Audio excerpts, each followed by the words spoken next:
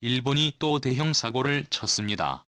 미 국무부는 17일 워싱턴에서 열린 한미일 외교 차관 협의회 후 공동기자회견을 예고했지만 돌연 이를 웬디 셔먼 부장관의 단독 회견으로 변경한 것인데요.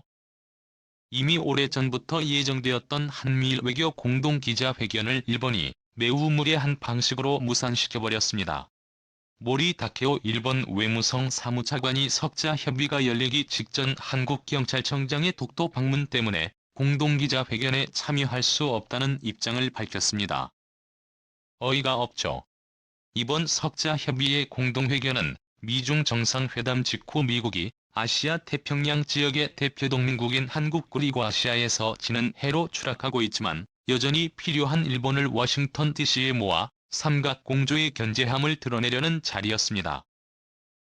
만 일정이 공지까지 된 상황에서 일본 외교차관이 회견장에 나타나지 않으면서 미국으로선 당혹해할 수밖에 없는 상황이 연출됐습니다.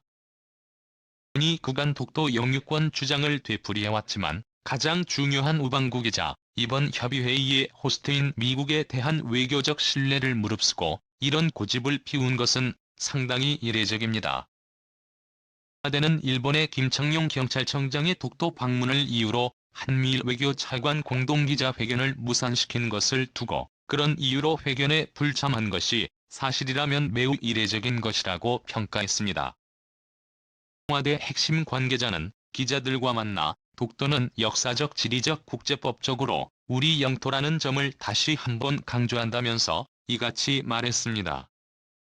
미국이 대중국 견제의 중요한 틀로 한미일 공조에 얼마나 공을 들이는지에 한국과 일본 외교당국도 잘 알고 있기 때문에 이번 회의를 파토는 일본을 향한 미국의 분노가 폭발해버렸습니다.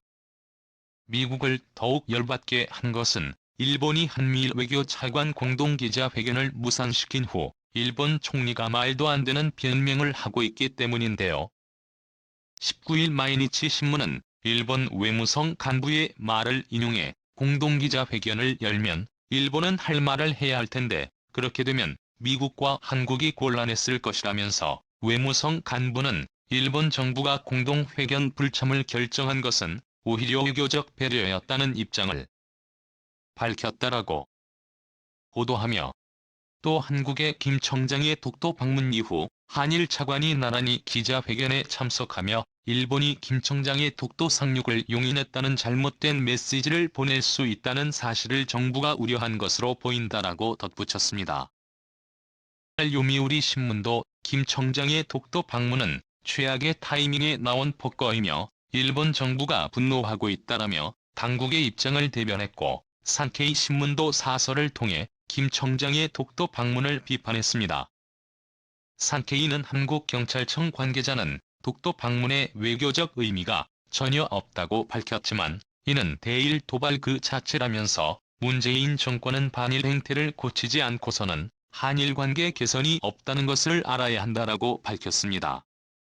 일본 당국은 마스노 히로카즈 일본 관방장관을 통해 다케오 차관의 공동기자회견 불참을 옹호했습니다. 히로카즈 장관은 18일 정례 브리핑에서 독도를 둘러싼 사안에 관련해 우리나라의 입장에서는 도저히 받아들일 수 없어서 한국에 강하게 항의했다. 이런 분위기에서 공동기자회견을 하는 것은 부적절하다고 판단했다라고 전했습니다. 일본 언론들의 황당한 보도가 전부가 아니었습니다. 일본의 기시다 총리는 한미일 기자회견을 무산시킨 일본 측의 무례한 외교적 결례에 대해 한마디의 사과 없이 한국이 국제법을 잘 지켜라라며 마치 모든 것이 한국 때문에 무산된 것처럼 말했습니다. 그런데 이렇게 시종일관 한국을 도발하는 일본을 한 방에 초토화시켜버릴 엄청난 문서가 미국에서 공개됐습니다. 이번에 미국에서 공개된 이 지도를 보시면 제니스 705권의 한국편체 일체 인구편에 등장하는 한국 지도인데요. 한국이 인구 밀집 지역이라는 제목과 함께 왼쪽 아래에는 제주도가 있고 오른쪽 아래에는 대마도가 선명하게 그려져 있습니다. 2차 대전 당시에 미국의 기밀 책자에 대마도를 한국의 섬으로 분류한 것입니다. 실제로 대마도는 부산에서 불과 49밖에 떨어져 있지 않는 반면 일본의 규슈에서는 147라 떨어져 있습니다. 독도보다 3,700배 큰 대마도는 명백한 한국의 땅이라고 기록해 놓은 것입니다. 자, 그런데 일본은 이 책에 적혀져 있는 이 한 문장 때문에 대마도가 한국이 아닌 일본 땅이라 주장하며 실질 지배권을 행사하고 있습니다. 한국과 일본 사이의 대마도는 일본 프로펠러의 부분이며 나가사키현 사법관할이라고 적힌 이 한 문장 때문에 일본 땅이라고 확신하고 있습니다. 그런데 일본의 이러한 주장을 한방에 뒤엎는 미국의 폭탄 발표가 나왔습니다.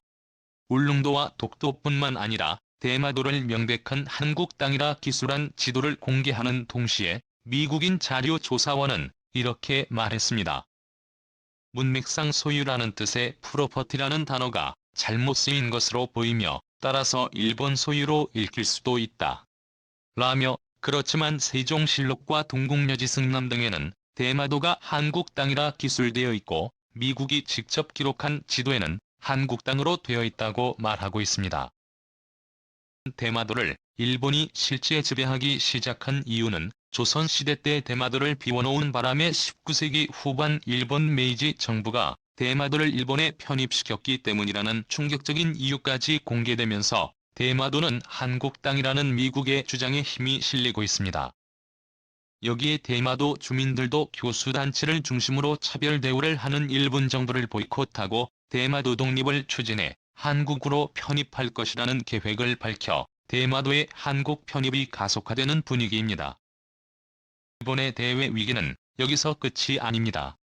최근 미국과 프랑스, 한국 이렇게 세 개의 국가가 세계에서 가장 강력한 동맹을 만들어 전 세계 패권을 지배하려는 가운데 일본은 그룹에서 제외시켰다는 소식이 전해지면서 일본인들은 큰 충격에 빠졌습니다. 4차 산업혁명의 핵심이라 불리는 전기차 배터리 산업을 키우기 위해 그동안 일본 정부는 미국 기업들의 일본산 배터리를 납품하기 위해 상상을 초월하는 로비 자금과 노력을 기울여 왔는데 미국의 자동차 기업들이 일본을 버리고 한국을 선택했습니다. 일본의 파나소닉이 독점 공급하던 테슬라가 한국의 LG에너지 솔루션으로 갈아탄 뒤 이어서 주행 포드 그리고 크라이슬러를 보유한 스텔란티스까지 모두 각각 LG와 SK 그리고 삼성과 합작 투자 회사를 설립하며 미래를 함께할 것을 약속했습니다. 프랑스도 일본과 협력하는 대신 한미 동맹에 참여했습니다. 프랑스의 경제개발 계획인 프랑스 2030의 핵심 분야는 전기 자동차, 그 중에서도 배터리입니다. 한국 기업과 협력을 통해 배터리 공급망을 구축해 나가고 싶습니다. 주한 프랑스 대사관저에서 지난 17일 열린 한불 협력 컨퍼런스 자동차 배터리 세리 미래에서 프랑스 디지털 경제부 장관은 중국 배터리 업체들의 영향력을 늘려나가는 상황에서 한국 업체들과 협력을 통해 함께 배터리 분야에서 기술 주도권을 되찾겠다며 이같이 말했는데요. 프랑스는 중국에서 생산되는 저가형 배터리에는 리튬인선철 배터리로 무게가 많이 나가고 재활용도 어렵기 때문에 고려하지 않고 있다라며 한국산 배터리를 극찬했습니다. 네, 그렇습니다.